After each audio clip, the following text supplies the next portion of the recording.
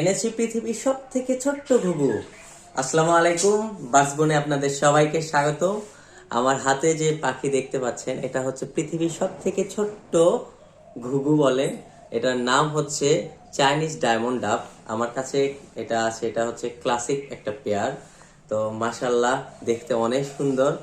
চলুন এটাকে তাদের কেজে ট্রান্সফার করে দিই। এখন আমি তাদের পার্মানেন্ট কেজে ট্রান্সফার করে দিচ্ছি।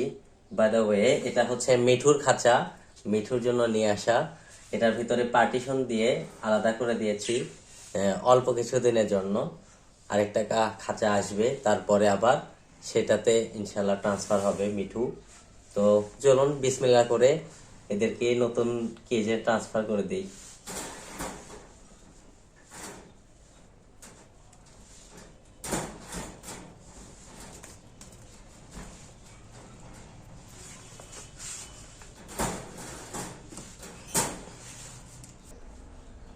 দেখতে পাচ্ছেন মাশাল্লাহ, পাখিগুলো তাদের কেজে গেছে।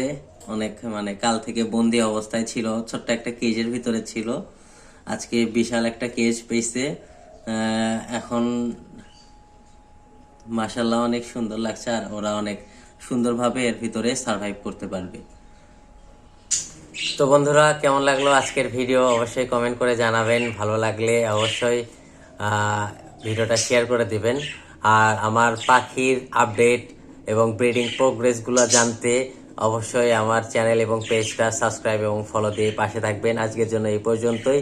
দেখা হবে পরবর্তী আবার নতুন কোনো ভিডিওতে। সবাই সুন্দর থাকবেন, সুস্থ থাকবেন। আল্লাহ হাফেজ। আসসালামু আলাইকুম।